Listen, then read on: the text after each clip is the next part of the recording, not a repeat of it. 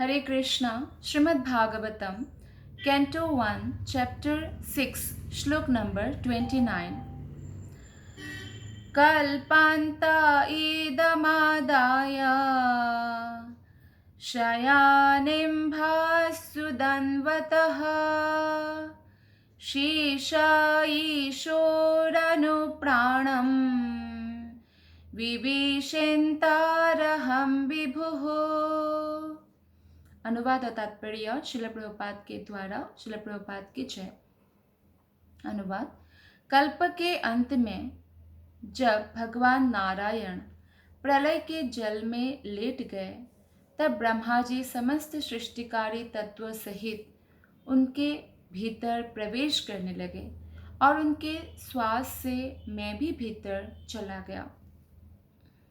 तो नारद मुनि ये बात बता रहे हैं अपने शिष्य व्यास देव से कि किस प्रकार कल्प के अंत में समग्र जो है जीव भगवान के अंदर भीतर चला जाता है।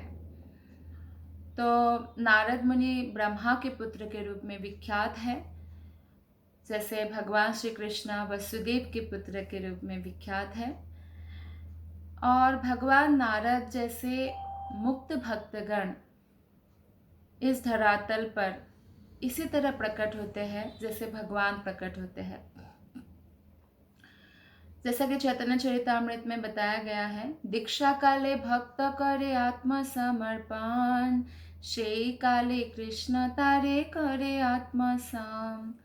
दीक्षा के समय जब भक्तगण आत्मसमर्पण करते हैं, यानी कृष्ण के प्रति, गुरु के प्रति पूर्ण शरणागति दिखाते हैं, तो कृष्ण उनको अपने समान मान लेते हैं। और जो भी सिंसियरली भक्ति करते हैं अपने जीवन में, और भक्ति ही उनका एकमात्र लक्ष्य होता है, ना उनका लक्ष्य है यश प्राप्त करना, ना कोई और भौतिक इंद्रिय तृप्ति ही उनका लक्ष्य है। उनका लक्ष्य एकमात्र कृष्ण की प्रसन्नता के लिए कार्य करना, कृष्ण से प्रेम करना। तो इसलिए ऐसे जो भक्तगण होते हैं, तो उसमें जो नारद मुनि का उदाहरण हम दे सकते हैं कि नारद मुनि ऐसे भक्त है और इसीलिए उनका जो प्राकट्य है वो ऐसे ही होता है जैसे भगवान के होते हैं। जैसा कि भगवत गीता में भी कहा गया है, भगवान कहते हैं जन्म कर्म च मे दिव्य, मेरा जन्म और कर्म दिव्य है, और जो यह जान पाता है वो फिर से जन्म मृत्यु के लिए इस संसार में नहीं आते हैं। तो आप देख सकते हैं कि अगर हम भगवान का जन्म और कर्म दिव्य समझ सकते हैं, और जैसे इस श्लोक में बताया गया नारद मुनि का और ऐसे जो शुद्ध भक्तगण हैं उनका और जन्म और कर्म भी दिव्य होते हैं, तो ये जब हम समझ जाते हैं तो क्या होता है, हम हमेशा हमेशा के लिए भगवत धाम को प्राप्त कर सकते हैं, क्योंकि तब हम ऐसे भक्तों के पदों का अनुसरण करेंगे। ब्रह्मा के पुत्र के रूप में नारद का जन्म भी दिव्य लीला है। नारद मुनि भगवान के समस्त लीलाओं में, जैसे प्रोजेक्ट्स है ये, भगवान का धरातल पर आना, परित्राणाय साधूनां विनाशाय स दुष्कृतम, धर्म संस्थापनार्थाय संभवामि युगे युगे। तो ये जो श्लोकास है भागवत गीता का, तो इसमें भगवान साफ कहते हैं कि किस प्रकार वो भक्तों की उद्धार के लिए, रक्षा के लिए और असुरों का संहार के लिए बार बार आते हैं। तो ये जो भगवान लीला करने आते हैं, तो ये भगवान अपने खुद तो आते ही है और अपने भक्तों को भी भगवान भेजते हैं। तो ये जो भगवान का प्राकट्य और तिरोधान और भक्तों का प्राकट्य और तिरोधान, ये समस्तरीय है। अतः भगवान तथा उनके भक्त दिव्य भक्ति के रूप में एक साथ एकमेव तथा भिन्न भी है। भिन्न इसलिए है क्योंकि कोई कितना ही बड़ी तपस्या क्यों ना कर ले, कोई कितना ही कुछ क्यों ना कर ले, लेकिन कोई भी आत्मा कभी भी परमात्मा नहीं बन सकता। ये भिन्नता है। नहीं तो जो कृष्ण के शुद्ध भक्तगण हैं वो दिव्य है, जैसे भगवान है, ऐसे ही जैसे हम देखेंगे कि नारद मुनि जो है वो तीनों लोकों में, इस धरातल पर भी और किसी भी आध्यात्मिक लोक में भी विचरण कर सकते हैं निर्बाध गति से, जैसे भगवान अपनी सृष्टि में कहीं भी कभी भी जा सकते हैं। श्लोक नंबर 30 में बताया गया है, सहस्रयुगपर्यन्ते उत्थायेदं शिश्रिक्षतः मरीचिमिश्रऋषयः प्राणेभ्योऽहं च जग्गिरे। तो इस श्लोक का अनुवाद है कि 432 करोड़ सौर वर्षों के बाद अब भगवान की इच्छा से ब्रह्मा पुनः सृष्टि करने के लिए जागे। तो जब भगवान की इच्छा से ब्रह्मा जागते हैं तो क्या होता है, मरीचि, अंगिरा, अत्रि ऋषि, ये सारे ऋषिगण भगवान के दिव्य शरीर से उत्पन्न होते हैं और उन्हीं के साथ साथ नारद मुनि कहते हैं मैं भी प्रकट हुआ। तो ब्रह्मा का जो एक दिन वो बहुत लंबा होता है, 432 करोड़ वर्षों की होती है और इसका उल्लेख भगवत गीता में भी किया गया है। जो जितना लंबा दिन है उतना लंबी रात है, उतना लंबा सोते भी है ब्रह्मा जी। और ब्रह्मा की जब सोने का समय होता है तो प्रलय आता है, तो इसका उल्लेख भगवत गीता में किया है कि ब्रह्मा का दिन कितना बड़ा है, भगवान स्वयं कहते हैं। तो अतः ब्रह्मा जी इस अवधि में अपने जो जनक है, ब्रह्मा जी के पिता कौन है, गर्भोदक कशाई विष्णु। भगवान कृष्ण से आगे जो विस्तार होता है 3 विष्णु का, महाविष्णु, गर्भोदक कशाई विष्णु, क्षीरोदक कशाई विष्णु। तो महाविष्णु जो उनसे अनेक जो है ब्रह्मांड उत्पन्न होता है। ब्रह्मांड, इसको इंग्लिश में यूनिवर्सल एग कहा जाता है। तो ये जो ब्रह्मा अंडा है, ब्रह्मांड, उसमें क्योंकि बिना भगवान के कुछ भी कार्यकारी नहीं हो सकता है, तो सब में एक एक और विस्तार करके गर्भोदक कशाय विष्णु स्वयं प्रकट हो जाते हैं। तो ये गर्भोदक कशाय विष्णु की नाभि कमल से ब्रह्मा की उत्पत्ति होती है। तो ब्रह्मा के पिता है गर्भोदक कशाय विष्णु। और आगे जो भी ब्रह्मा सृष्टि करते हैं तो समस्त सृष्टि में परमात्मा रूप में जो है भगवान जाते हैं। और परमात्मा का नाम है कौन सा, विष्णु, क्षीरोदक कशाय विष्णु। आगे इस तरह से 3 विष्णु हैं। तो क्षीरोदक कशाय विष्णु मतलब परमात्मा। और परमात्मा जो है वो जीव के हृदय में रहता है और साथ ही साथ हमारे सारे कार्य, सारे जो हम सोचते हैं या अनुभव करते हैं उसका वो साक्षी है। तो कई लोग बोलते हैं कि अच्छा ऐसा कहा जाता है जब भगवान हर एक के अंदर है तो भगवान की इच्छा के विरुद्ध जब एक पत्ता भी नहीं हिल सकता है, तो ये जो गलत कार्य हो रहे हैं, मर्डर, बलात्कार, ये सब फिर भगवान के सैंक्शन से ही तो हो रहा है, तो भगवान क्यों ऐसा कर रहे हैं, ऐसा प्रश्न आता है। तो देखिए भगवान ने हमें फ्री विल दिया है, मतलब हमें इच्छा करने की शक्ति दिया है।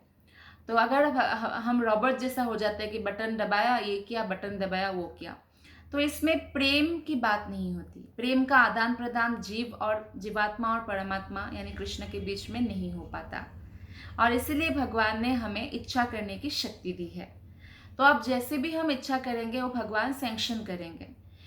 भगवान हमारे हृदय में है और वो परम मित्र भी है, परम हितैषी होने के कारण उन्होंने हमें शास्त्र दिया है कि आप भगवत गीता, भागवतम आदि का अध्ययन करें, श्रवण करें और इस प्रकार मेरे आज्ञा को पहचानें और गलत कार्य मत कीजिए। लेकिन फिर भी अगर कोई जीवात्मा गलत करने के लिए सोचता है तो इसलिए क्योंकि इच्छा शक्ति दिया है भगवान ने, और प्रेम जो है जबरदस्ती नहीं होता है। कोई आपसे प्रेम करे और पिस्तौल लगा दे, नहीं तुमको भी मुझसे प्रेम करना होगा, ये प्रेम नहीं होगा, तो जबरदस्ती होगा। तो भगवान हमारे साथ जबरदस्ती नहीं करते हैं। जैसे कोई भी अच्छा मित्र है वो जबरदस्ती नहीं करते, इसलिए मित्र के साथ ज़्यादा निभ जाता है। जैसे माता पिता है, बहुत बच्चों को जैसे कंट्रोल करते हैं, तो जो माता पिता से शेयर नहीं करता बच्चा, वो अपने मित्र से शेयर करते हैं, क्योंकि मित्र सजेशन देते हैं, सही सलाह देते हैं, ज़बरदस्ती नहीं करते हैं। तो इस प्रकार से भगवान जो है हमें इच्छा शक्ति दिया है, लिमिटेड इच्छा शक्ति दिया है, लेकिन उस इच्छा शक्ति का हम सही उपयोग करके भगवत धाम वापस भी जा सकते हैं और हमेशा हमेशा के लिए इसी संसार में दुख प्राप्त करते रह सकते हैं। तो ये हमारा चॉइस है, लेकिन भगवान जो कहते हैं वो शास्त्र से हमें जानना चाहिए और उसके लिए प्रयत्न भी करना चाहिए। और जब हम प्रयत्न करते हैं, हम तो शक्तिशाली नहीं है इतना, लेकिन भगवान सर्वशक्तिमान है, तो हमारे प्रयत्न देखकर वो इतना प्रसन्न होते हैं। कैसे देखते हैं? क्योंकि हम सबके हृदय में है, वो हर जगह है, तो इस तरह से वो देखते हैं और हमें मदद करते हैं। तो इसलिए हमें हर क्षण ये प्रार्थना करनी चाहिए कि भगवान मुझे आपका प्रेम प्रदान करें, मुझे कृष्ण प्रेम प्रदान करें। तो इस प्रकार जब हम प्रार्थना करने लगेंगे तो हमें भगवान गाइड करेंगे। देखिए, भौतिक कोई भी वस्तु प्राप्त करना इतना मुश्किल नहीं है जितना भगवान के प्रेम प्राप्त करना मुश्किल है। भगवान भौतिक वस्तुएं तुरंत दे देती है। यहाँ तक कि जो देवतागण, देवताओं के जो भक्तगण हैं, वो जो मांगते हैं, देवतागण जो देते हैं, वो भी भगवान कृष्ण के ही अनुमति से देते हैं। तो इसलिए हमें भगवान श्री कृष्ण से ही अगर कुछ चाहिए भी मांगना चाहिए, क्योंकि जो अल्प बुद्धि वाले हैं तो वो भौतिक वस्तुएं कृष्ण से मांगते हैं, लेकिन कृष्ण अगर वो भौतिक वस्तु उनके लिए, फ्यूचर के लिए अच्छा नहीं है तो नहीं देते। जैसे एक पिता, एक बच्चा बुखार में है तो उसको आइसक्रीम खाने के लिए पैसा नहीं देंगे, लेकिन एक दुकानदार दे देंगे, उनको ये नहीं पूछेंगे कि आपको बुखार तो नहीं है। तो इस प्रकार देवताओं का अगर विशेष पूजा किया जाता है तो वो फल देते हैं, लेकिन हो सकता है वो फल से आपका और भी बंधन ज़्यादा तीव्र हो जाए और भी आगे बहुत दुख हो जाए। तो इसलिए हमें भगवान की इच्छा पर निर्भर रहना चाहिए। और देवतागण भी जब हम भगवान के शरणागत होते हैं तो हमारी मदद करते हैं हर प्रकार से भक्ति में आगे बढ़ने के लिए, और वो लोग बहुत खुश होते हैं क्योंकि वो लोग भी भगवान के भक्त हैं। तो जो भी इन बातों को जानते हैं और इस प्रकार महान भक्त से नारद मुनि के चरण चिन्हों का अनुसरण करते हैं, तो वो वही भगवत धाम जा सकते हैं। तो नारद मुनि जो है, श्री नारद सर्वशक्तिमान की दिव्य तथा भौतिक सृष्टियाँ सभी भागों में जाने के लिए मुक्त है। वे अपने दिव्य शरीर में ही प्रकट होते हैं नारद मुनि, और दिव्य शरीर में ही अंतर्ध्यान होते हैं। नारद मुनि के बीच शरीर और आत्मा में कोई अंतर नहीं है, जैसे भगवान का नहीं है। तो जो भी भगवान के शुद्धतम भक्त बन जाते हैं नारद मुनि जैसे, उनके शरीर और आत्मा में कोई अंतर नहीं होता है। तो श्लोक नंबर 31 में बताया गया है, अंतर्बहिश्च लोकांस्त्रिन् पर्यम्य स्कन्दितव्रतः अनुग्रहान् महाविष्णो रभिघात गतिः क्वचित्। तब से सर्वशक्तिमान विष्णु की कृपा से मैं दिव्य जगत में तथा भौतिक जगत के तीनों प्रखंडों में बिना रोक टोक के सर्वत्र विचरण करता हूँ। ऐसा इसलिए है क्योंकि मैं भगवान की अविच्छिन्न भक्तिमय सेवा में स्थिर हूँ। तो ये जो भौतिक जगत है, ये 3 प्रखंड है, यानी ऊर्ध्वलोक, मध्यलोक और अधोलोक, या कह सकते हैं जैसे स्वर्गलोक, मर्त्युलोक, पाताल लोक, लाइक दैट।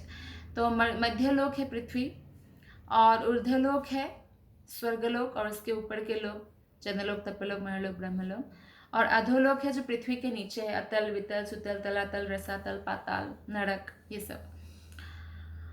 तो यहाँ कोई भी लोक में नारद मुनि जा सकते। इतना ही नहीं, जो ब्रह्मलोक के ऊपर ब्रह्मांड के भौतिक आवरण होते हैं और उसके ऊपर चिन्मय आकाश होता है जिसका विस्तार असीम है, और जिसमें अपने मुक्त, हमेशा से जो मुक्त, शाश्वत मुक्त पार्षदों के साथ भगवान अनेक अनलिमिटेड वैकुंठ है, वैकुंठ जगत में।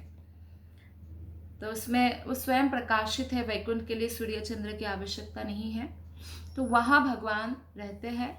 तो वहाँ भी, किसी भी वैकुंठ में भी नारद मुनि जा सकते हैं। नारद मुनि कहीं भी जा सकते हैं, अर्थात अंतरिक्ष यात्री है वो। तो ऐसा क्यों? क्योंकि नारद मुनि बोलते हैं ऐसा इसलिए है क्योंकि मैं भगवान की अविच्छिन्न भक्तिमय सेवा में स्थिर हूँ। अविच्छिन्न मतलब वो विच्छिन्न नहीं होता है, हमेशा स्थिर है कृष्ण की भक्ति में, कभी छिन्न नहीं होता, हमेशा स्थिर है।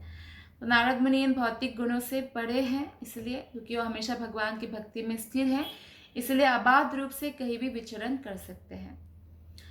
और ये कैसे संभव है? भगवान विष्णु की अहेतु की कृपा से संभव है। ऐसी कृपा भगवान सिर्फ अपने अनुग्रहवश भक्तों को ही करते हैं और भक्त अनुभव भी कर पाते हैं। जैसे ही हम भगवान के शरणागत होते हैं, ऐसा नहीं कि भगवान की दृष्टि में कोई छोटा भक्त, कोई बड़ा भक्त, कोई छोटा भक्त मतलब नया भक्त भी है तो कृष्ण को अति प्रिय है, प्राण प्रिय है कृष्ण को। उद्धव को कहते हैं ना कृष्ण कि भक्त मुझे कितना प्रिय है, तो ऐसा इतना प्रिय है, तो इसलिए निस्संदेह हम भगवान का अनुग्रह प्राप्त कर सकते हैं। तो हमें बस प्रयास करना है कि हम भी अविच्छिन्न रूप से कृष्ण की भक्ति में लगा रहे। हमारे जीवन में सुख आए या दुख आए, हम विचलित ना हो, हम भक्ति में लगे रहे। ये भगवान कृष्ण की प्रेम प्राप्त करना ही हमारे जीवन का प्राइम ड्यूटी है। जैसे उदाहरण, खटवांग महाराज नामक एक महाराज थे, बहुत ही बलशाली योद्धा थे। तो उस समय क्या होता था कि स्वर्ग के जो देवतागण हैं, तो अगर पृथ्वी लोक में कोई राजा बहुत बलशाली है तो उनको युद्ध के लिए बुला लेते हैं, क्योंकि असुर लोग आक्रमण करते रहते हैं ना समय समय पर। जैसे राजा जनक भी गए थे, तो ऐसे खटवांग राजा भी गए थे। तो खटवांग, ऐसे भी स्वर्ग का समय और पृथ्वी के समय में अंतर है। जैसे कि हमारा एक साल, स्वर्ग में एक दिन है।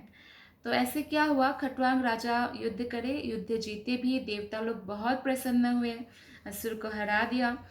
तो पूछे कि कुछ वरदान मांगो। तो देवता लोग हमेशा क्या वरदान दे सकते हैं? भौतिक वरदान दे सकते हैं। लेकिन खटवांग महाराज तो भगवान के भक्त थे, वो जानते थे, भले ही वो राजा रूप में थे, अपना कर्तव्य पालन कर रहे थे और परम ऐश्वर्यशाली थे, फिर भी अहंकार में पागल नहीं थे। वो भगवान के भक्त थे और वो अपना जो प्राइम ड्यूटी है आत्मा का कि कृष्ण की सेवा करना है, वो जानते थे। तो उन्होंने देवताओं से इतना जानना चाहा कि मुझे कोई वरदान नहीं चाहिए भौतिक, मुझे बस ये जानना है कि मेरे पास अब जीवन कितना शेष बचा है। वो ऐसा इसलिए जानना चाहते थे ताकि वो अपना शेष जीवन भगवान कृष्ण की सेवा में समर्पित कर सके और इस प्रकार जीवन की सफलता को प्राप्त कर सके। तो फिर देवता लोग जैसे ही ये प्रश्न पूछा, देवता लोग तो बता सकते हैं ना कितना जीवन शेष है, तो बताया बड़े दुखी होकर कि आपके पास तो एक ही क्षण है, बस एक ही मुहूर्त है। तो खटवांग महाराज इससे विचलित नहीं हुए, वो तुरंत स्वर्ग छोड़ दिया। स्वर्ग में थे ना, स्वर्ग छोड़ दिया। लोग स्वर्ग जाने के लिए तपस्या करते हैं, यज्ञ करते हैं, लेकिन उन्होंने स्वर्ग छोड़ दिया क्योंकि स्वर्ग में बहुत ऐश्वर्य है, तो वहाँ पे भगवान को स्मरण रखना इतना आसान नहीं है। तो पृथ्वी लोक में आए और आके तुरंत उसी क्षण, जो एक क्षण उनके पास था, भगवान में अपने आप को जो है स्मरण में, भगवान के स्मरण में लगा दिया, भगवान की सेवा में इस प्रकार। और तुरंत वो अपने इप्सित जो लक्ष्य है भगवान की प्राप्ति कर लिया, वो सफल हुए। तो हम देख सकते हैं कि एक क्षण भी किसी के पास हो तो वो भी कितना इम्पोर्टेंट है। तो हमारे जीवन में तो हमें पता नहीं है ना कि हमारे पास एक क्षण है, एक दिन है, एक साल है कि 100 साल है। तो इसलिए हमें हर एक क्षण को भगवान कृष्ण की सेवा में बिताना चाहिए। एक एक क्षण मनुष्य जीवन का अति मूल्यवान है। तो इसलिए हम देखते हैं कि जो भगवान के भक्त होते हैं वो भगवान के अनुग्रह को समझते हैं कि भगवान ने अनुग्रह करके मुझे एक भक्त का जीवन दिया है, और इस प्रकार वो अपने जीवन में जो भी सुख आता है, दुख आता है, जैसे खटवांग महाराज के लिए तो बहुत दुख की बात होना चाहिए था कि एक ही इतना समय उन्होंने देवताओं को दिया और उनके जीवन में कितना बचा, एक ही क्षण बचा। कई सारे राजा के साथ ऐसा होता था। राजा जैसे मुच्छकुंड के साथ भी हुआ था, देवताओं ने बुलाया था तो युद्ध करते करते इतना समय हो गया, जब वो जाना चाह रहे थे पृथ्वी में तो देख रहे थे कि उनका परिवार का कोई नामो निशान नहीं, मतलब जैसे कई पीढ़ियां बीत गए तो उनको कौन पहचानेंगे। तो इस प्रकार जो है होता रहता था, लेकिन इससे विचलित नहीं होते हैं भक्त और भक्ति में हमेशा लगे रहते हैं। तो मरीचि जैसे ऋषि जो है सकाम कर्म के पंडित हैं, या सनक एवं सनातन जैसे ऋषि दार्शनिक चिंतन यानी ज्ञान के प्रमाण हैं, किंतु नारद मुनि ही भगवान की दिव्य भक्ति के मूल अधिकारी है। तो अगर हमें भक्ति सीखना है तो नारद मुनि से सीखना चाहिए। जैसे ब्रह्मा मध्वा गौड़ीय वैष्णव संप्रदाय है, तो ये संप्रदाय एक्चुअली ब्रह्मा से नारद मुनि को, फिर नारद से व्यास को, ऐसे शुरू हुआ। तो नारद मुनि हमारे एक्चुअली आचार्य हैं संप्रदाय के भी। तो हमें क्या करना है, इसलिए नारद मुनि के पद चिन्हों को अगर हम अनुसरण करेंगे तो हमें भगवान की अनुग्रह प्राप्त होगा। भगवान की भक्ति के सारे बड़े बड़े अधिकारी नारद भक्ति सूत्र के अनुसार नारद मुनि के चरण चिन्हों का अनुसरण करते हैं। श्लोक नंबर 32 में बताया गया है, देवदत्तामिमं वीणं स्वरब्रह्मा विभूषितां मूर्छयित्वा हरिकथां गायमानच्चराम्यहम्। और इस तरह नारद मुनि कहते हैं इस श्लोक में कि और इस तरह मैं भगवान की महिमा के दिव्य संदेश का निरंतर गायन करते हुए और इस वीणा को झंकृत करते हुए विचरण करता रहता हूँ, जो दिव्य ध्वनि से पूरित है और जिसे भगवान कृष्ण ने मुझे दिया है। तो इस श्लोक से हमें पता चलता है कि नारद मुनि का जो वीणा है वो कृष्ण ने ही नारद मुनि को गिफ्ट किया है, और इसलिए वीणा जो है दिव्य है। इसके हर एक जो झंकृत है वो भी दिव्य है। और इसके बारे में उल्लेख लिंग पुराण में भी है कि नारद को भगवान श्री कृष्ण ने ही तारयुक्त वाद्य यंत्र वीणा दिया है, और इसकी पुष्टि श्री राजीव गोस्वामी द्वारा भी हुई है। यह दिव्य वाद्य भगवान श्री कृष्ण तथा नारद जी से भी अभिन्न है, पूर्णतः दिव्य है, कृष्ण ने दिया है। तो जैसे कि भौतिक जगत में बहुत लोग सीखते हैं सा रे गा मा पा धा नी सा, सप्तस्वर श षडज, रि ऋषभ, गा गांधार, म मध्यम, प पंचम, ध धैवत तथा नी निषाद भी दिव्य है और विशेष रूप से दिव्य गीतों के लिए है। तो नारद मुनि अगर बिना में गाते भी है सा रे गा मा पा धा नी सा, तो ये सारा जो है ये स्वर दिव्य है, और ये स्वर एक्चुअली दिव्य गीतों के लिए है। अगर आप पुराने जो क्लासिकल खासकर जो टीचर्स हैं, आप देखेंगे कि वो हमेशा जो भी राग सिखाते हैं वो भगवान कृष्ण के ऊपर होता है, विष्णु के ऊपर, विष्णु कृष्ण राम, तो उनके गुणगान के ऊपर होता है, कोई फिल्मी सॉन्ग के ऊपर नहीं होता। हाँ, मॉडर्न एज में लोग इन फ्यूचर कर भी सकते पूरा मॉडर्नाइज सारे गामा पा धा नी सा को, लेकिन एक्चुअली ये सारे दिव्य स्वर है और इसका इसीलिए उपयोग होना चाहिए कि कृष्ण के गुणगान के लिए, तब इसकी पूर्णता है। अगर किसी का कंठ बहुत अच्छा है और अगर वो संगीत सीख रहे हैं तो अपने कंठ को ये जो स्वर है इसको कृष्ण की सेवा में लगाए, तब जाके हमारा जीवन पूर्ण होगा। जैसे नारद मुनि ने लगाया, नारद मुनि के जीवन से हमें सीखना चाहिए। तो नारद मुनि क्या करते हैं, हमेशा वीणा में गाते हैं, भगवान के भजन गुणगान कीर्तन करते हैं, तो इसीलिए वो भगवान को इतना प्रिय है। श्लोक नंबर 33 में बताया है, प्रगायतः स्ववीर्याणि तीर्थपादः प्रियश्रवः आहुता इव मे शीघ्रं दर्शनं याति चेतसि। अनुवाद और तात्पर्य श्रील प्रभुपाद के द्वारा, श्रील प्रभुपाद की जय। अनुवाद, जो ही मैं भगवान श्री कृष्ण की सुमधुर महिमा की पवित्र लीलाओं का कीर्तन करना प्रारंभ करता हूँ, त्यों ही वे मेरे हृदय स्थल में प्रकट हो जाते हैं, मानो उनको बुलाया गया हो। तो नारद मुनि कितना सुंदर बात इस श्लोक में कहते हैं, जिससे हमें बहुत सुंदर शिक्षा प्राप्त हो सकती है। वो यह है कि जब भी हम हृदय से भगवान के गुणों का कीर्तन करते हैं तो भगवान हमारे हृदय में तुरंत प्रकट हो जाते हैं, मानो उनको बुलाया गया हो। जैसे हम हरे कृष्णा महामंत्र का जप करते हैं ना माला में, हरे कृष्णा कृष्ण कृष्ण हरे हरे, हरे राम राम राम हरे हरे। जब हम इस मंत्र को मुंह से उच्चारण करते हैं और कान से ध्यानपूर्वक श्रवण करते हैं, तो जब इस मंत्र मेडिटेशन, मंत्र ध्यान हम करते हैं, तो कृष्ण तुरंत हमारे जीभा पे नृत्य करने लगते हैं। तो इस तरह से नारद मुनि ने कहा है कि जब मैं उनकी पवित्र लीलाओं का कीर्तन करना प्रारंभ करता हूँ, त्यों ही वे मेरे हृदय स्थल में प्रकट हो जाते हैं, मानो उनको बुलाया गया हो।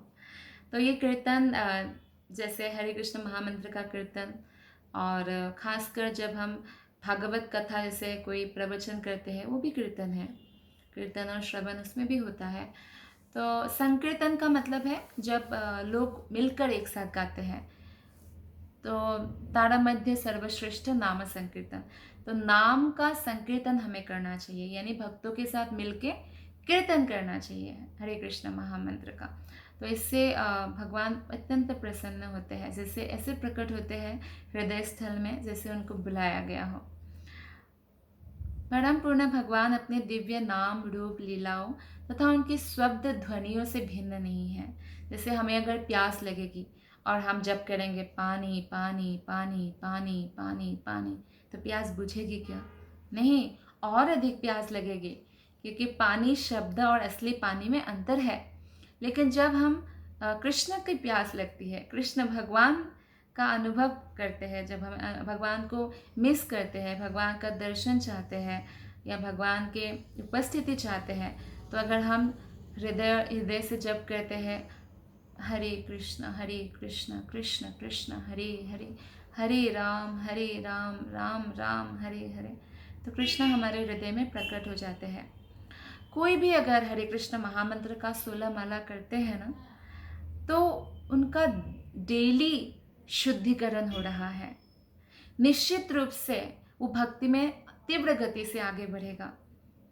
और बाकी भक्तिमूलक कार्य भी, जैसे भगवान का आरती करना, भगवान को भोग लगाकर ही खाना, भक्तों की संगति में भागवत कथा का श्रवण करना, तो इस प्रकार से अगर कोई कर रहा है ना डेली, तो उनका डेली शुद्धिकरण हो रहा है। और फिर भी अगर किसी का शुद्धिकरण नहीं हो रहा है, तो इसका अर्थ है वो भक्ति की विधि को अच्छे से नहीं कर रहे हैं या कर ही नहीं रहे हैं। जैसे कोई मांसाहारी है या बहुत बड़ा नशा करने वाला है या जुआरू है, एकदम जुआ खेलते रहते, सारा पैसा डुबो दिया ऐसा, या अवैध यौन संबंध, हमेशा स्त्रियों के पीछे रहने वाला व्यक्ति है, वो भी अगर हरे कृष्ण महामंत्र का 16 माला नाम जप करेगा, निश्चित रूप से उसकी ये आदतें छूट जाएगी। आप देखिए, ड्रग्स को छुड़वाने के लिए तो सेंटर जाना पड़ता है, उसका स्पेशल सेंटर होता है, उसमें रहना पड़ता है 1 साल लाइक दैट।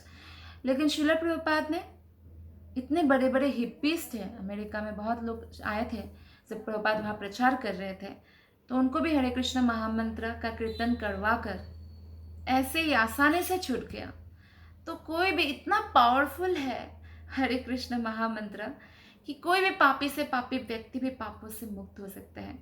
भले ही वो पहले कोई बहुत बड़ा पापी क्यों ना हो, या पूर्व जन्म में बहुत सारा मर्डर भी कर चुके हो, चाहे बहुत घिनौना काम भी कर चुके हो, तो अर्जुन को कृष्ण कहते हैं, अर्जुन तुम्हें अगर सर्वाधिक पापी भी माना जाए, तो भी इस दिव्य ज्ञान से तुम्हारा पूर्णतया जो है